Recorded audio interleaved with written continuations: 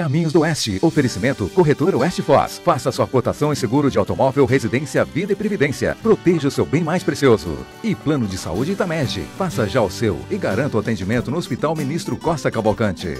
Olá, bom dia para você. Seja bem-vindo a mais um Caminhos do Oeste. E hoje, em homenagem ao aniversário de Foz do Iguaçu, fizemos várias reportagens especiais. O repórter Fábio Canhete foi descobrir que a história do município surgiu muito antes mesmo da sua emancipação. A repórter Dayana Brusniman foi conhecer os barrageiros que transformaram a vida da cidade. Já Meire Formigoni foi até Itaipu e nas Cataratas para mostrar o potencial do turismo. A Jéssica Barbosa foi atrás das curiosidades e conta a história de uma estátua em homenagem a uma personalidade. E a Lalinha Bueno, é claro, foi atrás hoje do quadro Sabores do Oeste e o prato é típico de Foz.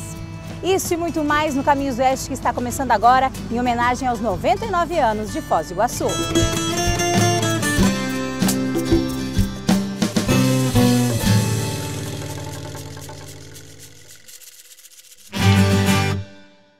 Foz do Iguaçu já era conhecida muito antes da sua emancipação em 1914. A cidade naquela época já atraiu olhares de muitas pessoas.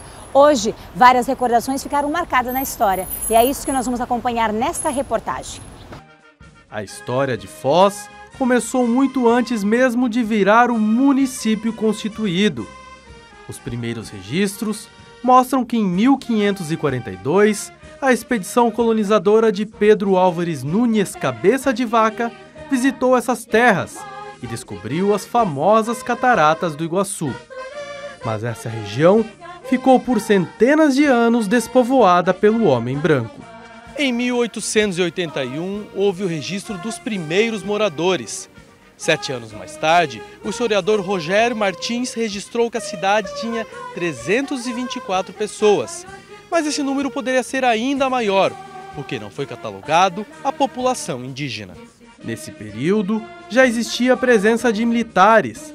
De acordo com o jornalista e pesquisador Jackson Lima, a criação da colônia militar era estratégica. Entre 1888 e 1889, aí foi o Brasil mandando presença para saber quem passava nos rios. Aí a parte militar que veio até 1912. Quando começou a aumentar a população, o Exército viu, o governo federal da época viu, que a colônia não estava muito... já podia andar com os seus pés, o Exército entregou a administração para o Estado. E o Estado pressionou, e junto com o Guarapuava, o pessoal daqui, começou a fazer uma campanha para a emancipação e ganhou em 1914, que é o que vai fazer 100 anos. Em 14 de março de 1914, através da Lei 1383, foi autorizado a criação de Vila Iguaçu. Em 10 de junho do mesmo ano, o município foi criado e teve como seu primeiro prefeito o coronel Jorge Schimmelfeng. E em sua homenagem, uma das principais avenidas da cidade leva o seu nome. Uma das grandes tarefas do Jorge Schimmelfeng, logo no começo, quando ele assumiu, no discurso, ele deu 2 garantias para o povo. Ele tranquilizou os iguaçuenses de que o imposto não ia aumentar. Isso está no primeiro discurso dele no Arquivo Público. E logo depois ele garantiu também, e começou a brigar, inclusive a nível estadual, de que o preço do mate, de que a indústria do mate não ia sucumbir com o fim daquela organização que existia até aquela época, Schimmelfeng sabia que a era da erva mate estava no fim e que para os próximos anos a cidade precisava pensar em um novo ciclo econômico. Esse antigo prédio funcionou na década de 30 como o Aeroporto Internacional de Foz do Iguaçu. E desde aquela época já se pensava no potencial turístico que teria a região. A esperança era que o turismo fosse alavancado, uma palavra moderna, que eu uso até hoje, pelo cassino. Então era turismo, cassino, aeroporto e o Gresso. Esse era o eixo do turismo e as pessoas levando esse pessoal que chegava para as cataratas. Foz era um local isolado do resto do país e muitas vezes a chamavam de fim do mundo. E a principal conexão até então era com o Paraguai, principalmente depois da inauguração da Ponte da Amizade em 1965. Apesar de ter conexão aérea desde a década de 30, Foz do Iguaçu tinha um problema de não ter rodovias. e por isso uma encomenda para vir de Curitiba até a cidade levava em torno de 4 meses. Esse problema só foi superado em 1969, com a inauguração da BR-277, principal e única ligação da cidade com o resto do país. Dona Magdalena nasceu quando Foz recém completava 1 ano de idade. Ela se lembra de como era morar aqui naquela época. Foz do Iguaçu era muito boa de viver, não existia nada de ladrão, nem de nada.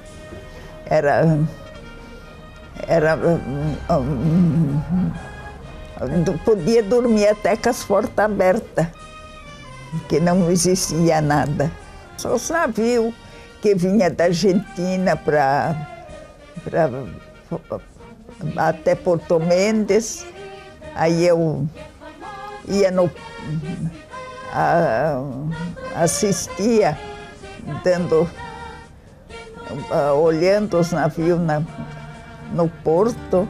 Na década de 60 em diante, o município recebeu imigrantes de todas as partes, principalmente do Rio Grande do Sul. Daí em diante, passou por muitas transformações e ciclos econômicos. No final da década de 70, Itaipu começava a ganhar forma, e com ela, a chegada de milhares de trabalhadores para a cidade. Já na década de 90, houve o auge dos sacoleiros. Atualmente, Foz está apostando no turismo, educação e tecnologia, e tenta se reinventar à beira dos 100 anos. Ao mesmo tempo, nesse momento histórico, criar novas perspectivas de desenvolvimento, não apenas no turismo, mas em outras áreas, na área de tecnologia, para agregar mais oportunidades às pessoas que aqui nascem, crescem, estudam e querem ficar. Então nós queremos atrelar o desenvolvimento e um desenvolvimento acelerado para que Foz do Iguaçu se consolide cada vez mais, não apenas como um destino turístico, mas principalmente como uma oportunidade das pessoas viverem numa cidade e se desenvolverem, criarem a sua família e permanecerem nessa cidade. Nesse quase um século de vida, fica a esperança e as palavras para pensar o futuro de Foz do Iguaçu. Que fizesse da cidade uma boa cidade, acabasse com esse negócio de criminalidade, de contrabando, de essas coisas. Só isso que eu desejava, que terminasse aqui em Foz do Iguaçu, que a gente pudesse viver em paz e que não tivesse mais morte aqui em Foz do Iguaçu.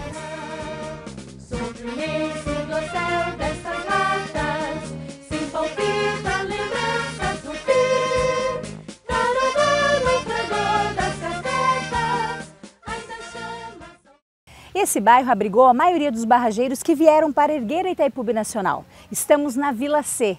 Aqui muitos permaneceram depois da construção. E hoje Foz do Iguaçu faz parte da história, do presente e do futuro dessas pessoas. Em 1973, iniciava-se uma transformação em Foz do Iguaçu.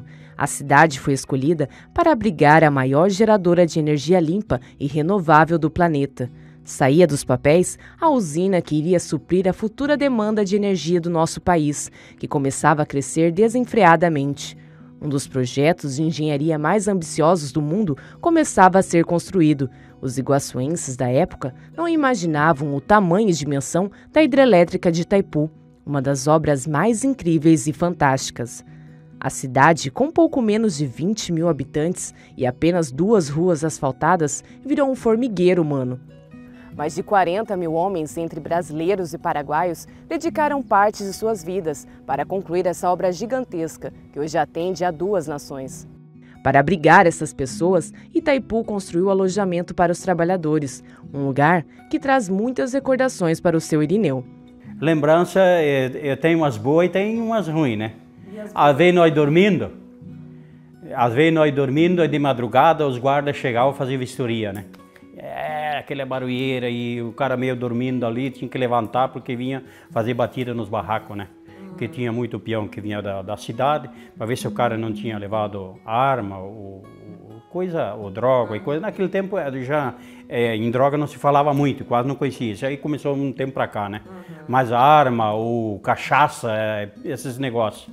Porque muitas vezes você ia para o alojamento de noite, às vezes o cara ficava fazendo bagunça e tal, e aí, determinadas certas horas, você ia ver, era o excesso de bebida e coisa. Então era um direito da segurança de Itaipu, a vez em quando, fazer uma batida geral. E as boas lembranças? As boas? As boas que nós chegávamos no barraco, tomávamos um banho, né? A maior alegria nossa, que você sabe, todo peão que é longe da família é um problema, né? Então a maior alegria nossa era quando dava filme lá dentro de censura.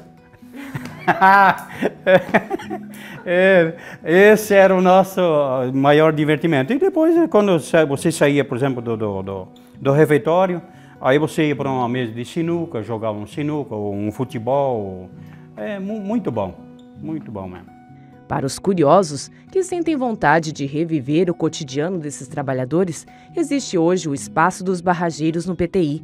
O local está instalado nos antigos alojamentos, com móveis, imagens e objetos originais que fazem voltar ao passado.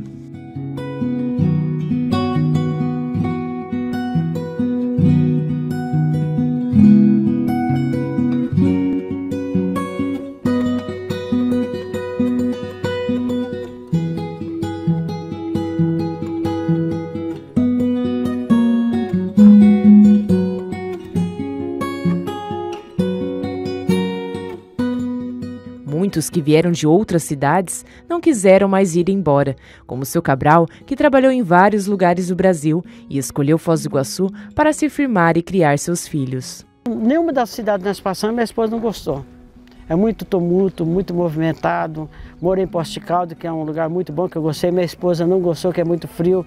Morei em Piracicaba, muita poluição também, ela não gostou. Eu gostei, mas eu não, quem dá o bate o martelo é ela, não sou eu. Moro num lugar muito bom, tranquilo, vizinhança é ótimo, tenho tudo. O senhor gosta da cidade? Sim, se não gostar, já tem de ir embora, né? Se ficar? Não, tranquilo. A cidade eu não tenho o que reclamar, eu agradeço. Tudo que eu conquistei foi aqui.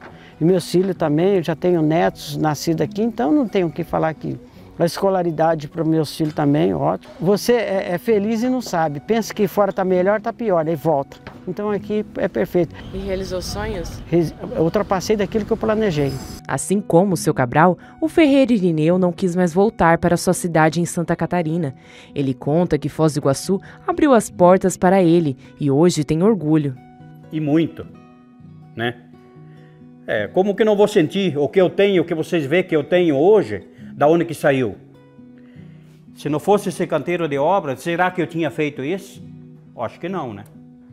Porque eu trabalhei tanto, quando eu entrei nesse canteiro de obra, eu já tinha mais de 10 anos de profissão de ferreiro, trabalhando em carteira assinada.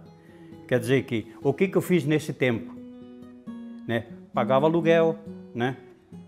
Eu não tinha nada. O senhor cresceu muito com a cidade. Com certeza. Muitas recordações ficaram cravadas na memória desses homens de ferro, que mesmo com o tempo não esqueceram o passado. Você ia no centro, o comércio girava em torno do Barrangeiro, a rodoviária girava em torno do Barrangeiro, os mercados, você via ônibus e veículos, tudo das empresas que construíram a usina em frente aos mercados, tudo girava em torno dos Barrangeiros, porque era muita gente, a cidade não estava preparada para aquilo e foi um estouro, né? Do dia para a noite teve que acontecer. Nós chegamos para trabalhar, hoje você vê 40, 50, 60 pessoas, colegas de trabalho, e naquela época nós íamos uns 6, 7, 8, 10, 15 mil pessoas chegando. Quando você trabalhava no período noturno, você estava chegando com 5 mil e estava saindo 5 mil. Então essa é a diferença. E o senhor se orgulha de fazer parte da história dessa construção? Ah, sem dúvida. Quem não se orgulha, né? Milhares de pessoas aí dariam tudo para estar no nosso lugar e a gente teve essa honra e esse mérito de fazer parte. Homens como Irineu, Cabral e Jurandir fazem parte da história da nossa cidade, assim como a cidade faz parte de suas histórias. O que representa Foz do Iguaçu para o senhor? Para mim foi tudo, né? Que eu cheguei, fui criado aqui, meus filhos.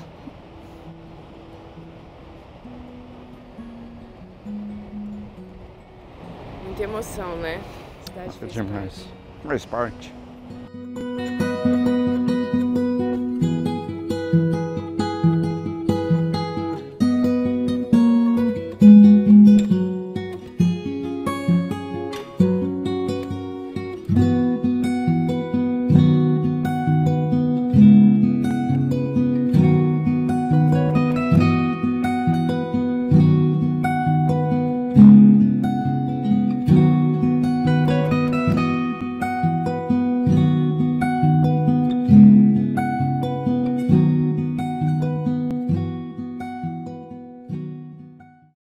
E depois dos comerciais, nós vamos mostrar as curiosidades de Foz do Iguaçu e a ligação da cidade com o turismo.